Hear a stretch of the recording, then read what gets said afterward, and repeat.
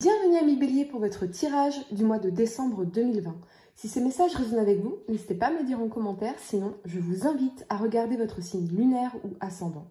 Également, gardez à l'esprit que les énergies peuvent être inversées entre vous et la personne à laquelle vous pensez. Utilisez votre propre intuition pour déterminer qui est qui dans les situations évoquées. Enfin, abonnez-vous à ma chaîne pour ne pas manquer vos prochains tirages et pour réserver une consultation par téléphone avec moi, cliquez tout simplement sur le lien sous la vidéo. Les amis, s'il vous plaît, mettez un like sur la vidéo, mettez un petit pouce, cliquez sur le pouce pour pouvoir m'aider à développer ma chaîne ou me remercier bien sûr pour mes contributions, ce serait vraiment très gentil. Faites-le maintenant s'il vous plaît, merci beaucoup. Allez, l'énergie qui vous accompagne pour ce mois de décembre est celle de l'ange de la force, en inversé. À l'envers, cette carte indique que vous ne percevez pas votre propre pouvoir, qu'il est bien réel. Vous vous voyez peut-être comme étant une personne faible ou inefficace. La situation dans laquelle vous êtes vous semble peut-être accablante, mais vous avez la force de trouver une solution positive. Ne tombez pas dans vos vieilles habitudes de donner votre pouvoir à quelqu'un d'autre. Quand vous laissez les autres définir qui vous êtes ou prendre des décisions à votre place, vous cessez de créer votre propre destin. Méditez sur la lumière éclatante et vibrante de cet ange et rappelez-vous le pouvoir éternel qui déferle dans votre vie. Il est temps de reprendre votre vie en main. Et c'est vraiment incroyable à quel point ça résonne ici à travers tout votre tirage, les amis. En dos de deck, vous avez le valet de denier. Il nous parle de planification, d'élaboration, de matérialité, de richesse et de détermination, mais également cette notion d'immaturité, en ce sens qu'il n'a pas, ce valet de denier, il n'a pas réellement conscience de son véritable pouvoir, notamment de celui de ses propres décisions. Et donc, il ne peut pas encore profiter sereinement des fruits de ses succès ou du potentiel de sa vie, qu'elle soit amoureuse ou professionnelle, artistique, voire ramenez-le à ce qui résonne avec vous, les amis. Je vais faire une aparté parce que je pense que c'est important. Mais par exemple, à titre personnel, en tant que femme, depuis la naissance de mon fils, je l'invite à prendre ses propres décisions, je le conditionne à prendre ses propres décisions, alors bien sûr dans la mesure de ce qui est responsable, de ce qui est sécurisé, on va dire, parce que c'est un bébé, mais c'est important d'élever des hommes, d'élever des femmes capables de décider par elles-mêmes, parce qu'il n'y a rien de pire dans la vie que d'être indécis. Voilà. Et je crois que la capacité de prendre des décisions est un muscle qu'il faut absolument développer pour que l'enfant puisse prendre confiance dans ses décisions et assumer les responsabilités, les conséquences, hein, qu'elles soient positives ou négatives. Tout est apprentissage. Mais je crois que le vrai danger, le réel danger, le seul danger, c'est de ne jamais prendre de risques dans la vie. Parce que du coup, on n'évolue jamais. Voilà. On n'avance pas, on reste coincé. Je pense que c'était important de le dire. Alors, la première carte que vous avez pour le passé, c'est la 2 de denier. Et c'est logique, on hésite entre deux choix, deux options, on ne sait pas. On est submergé par les pensées, on navigue, ou plutôt on coule dans les flots émotionnels. Un coup oui, un coup non, je ne sais pas, parce que je m'invente des excuses, que j'ignore, être lié à des peurs ou à des croyances limitantes bien ancrées en profondeur en moi. Et qui m'ont été transmises par mon environnement social, surtout si j'ai eu des parents contrôlants, si j'ai eu des parents anxieux, qui ne font eux-mêmes pas confiance à la vie, donc du coup, tout m'était interdit. On décidait à ma place, ce genre de choses. Un coup ça va, un coup ça va pas, je sais pas. Je sais qu'avec ce roi de denier, pardon, ce roi de denier, non, ce roi d'épée, ici. Soit on veut m'imposer roi de denier parce que peut-être que vous avez du signe de terre dans votre signe, c'est possible. Soit en ascendant, soit en lunaire. Alors si vous avez un signe de terre, Vierge, Taureau, Capricorne, en ascendant ou en lunaire, ce message va particulièrement résonner avec vous, hein, c'est pas pour rien. Donc particulièrement avec ce roi d'épée, soit on veut m'imposer quelque chose de faire ou de ne pas faire quelque chose, c'est-à-dire comment dire,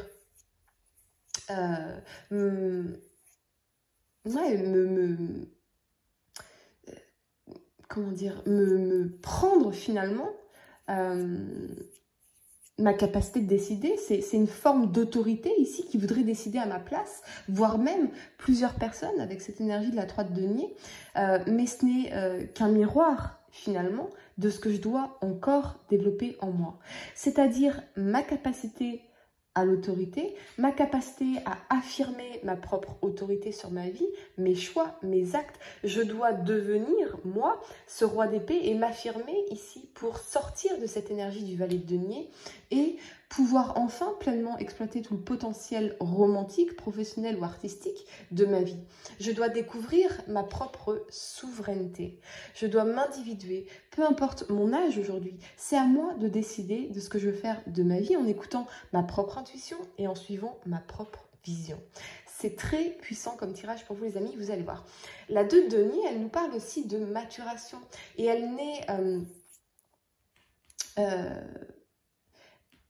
n'est en fait pas liée à l'âge, mais plutôt au fait palpable, expérimenté, concret d'avoir écouté et affirmé votre propre voix et non de vous être renié, voire de vous être tué pour les autres dans une vie qui ne vous épanouit pas finalement. Le sens de votre vie, c'est d'évoluer, c'est de vous réaliser dans votre propre vérité, dans votre propre singularité, ou plutôt unicité, car oui, vous êtes unique. Nous le sommes tous.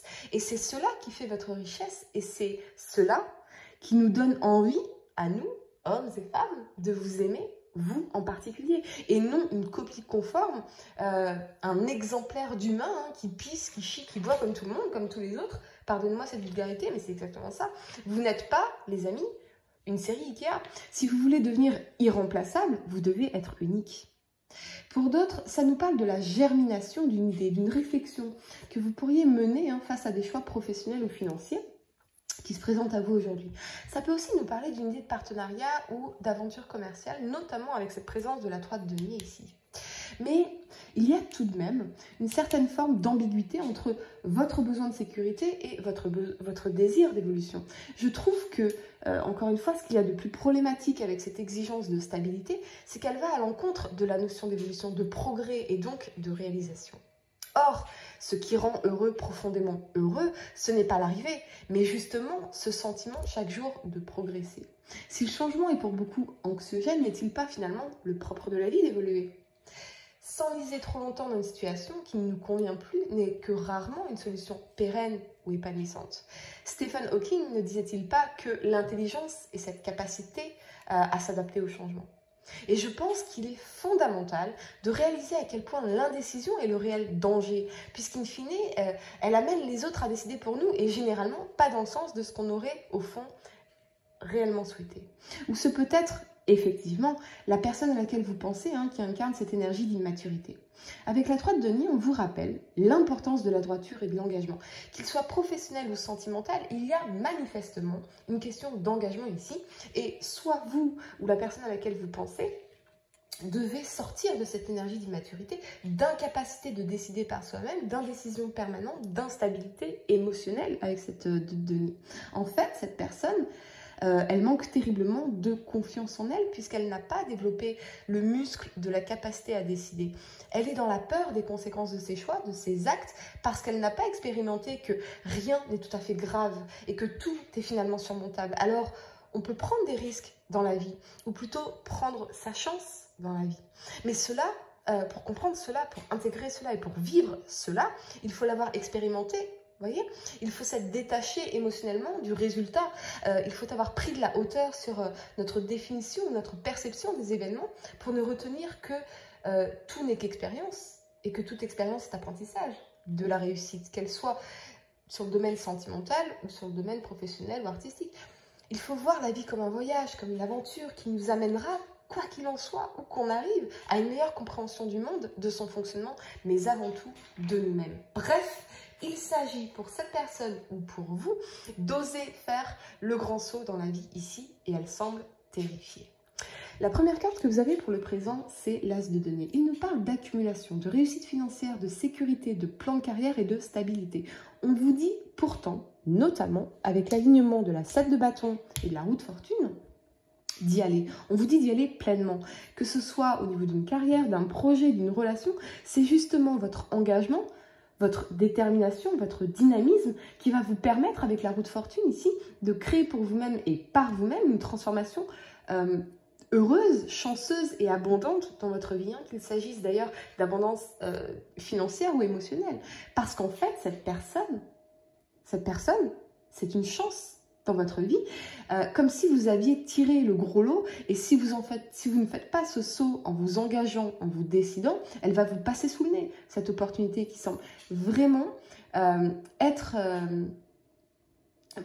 celle d'une vie finalement, quelque chose d'incroyable que vous ne retrouverez jamais en fait, ou c'est la personne à laquelle vous pensez qui incarne cette énergie. Si elle ne s'engage pas, si elle ne se lance pas, elle va passer le reste de sa vie à le regretter ou à vous regretter si on parle d'amour. Et oui, ne laissez pas vos peurs irrationnelles liées à une forme d'immaturité vous faire manquer l'opportunité de votre vie ici, ou la femme de votre vie, ou l'homme de votre vie, car c'est vraiment le message ici. Elle ne va pas attendre cette personne. Il semblerait, avec ce roi d'épée, qu'elle vous ait clairement affirmé les choses, quitte à vous couper la tête, en ce sens de vous laisser derrière elle. Parce que ce roi d'épée, à contrario de vous, ou vous, à contrario de cette personne, vous savez parfaitement ce que vous voulez, et c'est elle, c'est cette personne, ou cette personne sait parfaitement ce qu'elle veut, et c'est vous. C'est vous rendre heureux, c'est vraiment vivre un amour d'une vie avec vous, ou c'est vous qui incarnez cette énergie. Il semblerait que ce roi d'épée n'ait plus de patience ici en fait. On tire un peu sur la corde de sa patience, et il se sent peut-être lui pas respecté en fait, parce qu'évidemment il prend les choses personnellement, mais il va vous dire bah, tu ne m'aimes pas en fait. Il ou elle d'ailleurs ne comprend pas que vous avez peur et que vous n'êtes pas tout à fait confiant ou confiante dans votre capacité à prendre les bonnes décisions. Or, à mon sens, il n'y a pas de bonne ou de mauvaise décision. Il y a une décision qu'on prend et on fait tout pour la rendre bonne. Vous voyez, on se bat avec cette énergie de la 7 de bâton pour la rendre bonne, cette décision. Faites confiance à l'énergie de cette personne. Comment vous sentez-vous en sa présence? Comment vous sentez-vous en son absence? Comment a évolué votre vie depuis votre rencontre? Est-ce en positif ou est-ce en négatif? Comment a évolué votre conscience depuis votre rencontre? Est-ce en positif ou en négatif? Est-ce que cette personne vous stimule sur le plan intellectuel, émotionnel, spirituel ou sexuel? Cette personne n'a rien à voir, il est sûr, il est certain, avec votre ex. Elle est unique et votre expérience sera également unique. On voit ce serpent ici sur la roue de fortune, ce qui m'indique que cette personne avait peur des déceptions, des trahisons. Alors, quelque part, il laisse ses peurs vous décevoir et vous trahir finalement. Vous voyez? Ou c'est vous qui incarnez cette énergie. Parce qu'on m'a trahi, parce qu'on m'a quitté, parce que on m'a menti, parce qu'on m'a déçu. Eh bien, je ne prends pas ce risque, je ne fais pas ce grand saut, et donc je te trahis, je te déçois, je te mens. Ah bon, on répète. Ok. La première carte que vous avez pour le futur, c'est le roi de coupe. Et avec cet alignement de la 5 d'épée et de la 7 d'épée ici, on pourrait avoir l'équilibre, on pourrait avoir la bienveillance, la tolérance, la tendresse, la constance, un amour solide, celui d'une vie en somme. Mais, et c'est en fait ce mais qui fait que vous, cette personne, vous déposez les armes ici. Vous déposez les armes avec cette 5 d'épée. Et vous arrêtez de vous battre pour la relation en fait. Parce qu'on se sent déçu, voire trahi. Alors finalement, on retire son énergie, on s'éloigne. On s'éloigne avec nos promesses. On les reprend avec soi pour aller vers de nouvelles aventures. Puisqu'on croit que l'autre n'en veut pas, tout simplement. Et l'autre se retrouve démuni, abattu. Mais, c'est nécessaire. Car, salutaire, peut-être que ça poussera enfin cette personne à faire ce grand saut avec vous. Avant que, bien sûr, il ne soit trop tard. À moins qu'il ne soit trop tard. Ça, seul vous pouvez le savoir, les amis. Pour réserver une consultation par téléphone avec moi, cliquez tout simplement sur le lien sous la vidéo. Et moi, je vous dis à très bientôt pour de nouveaux tirages.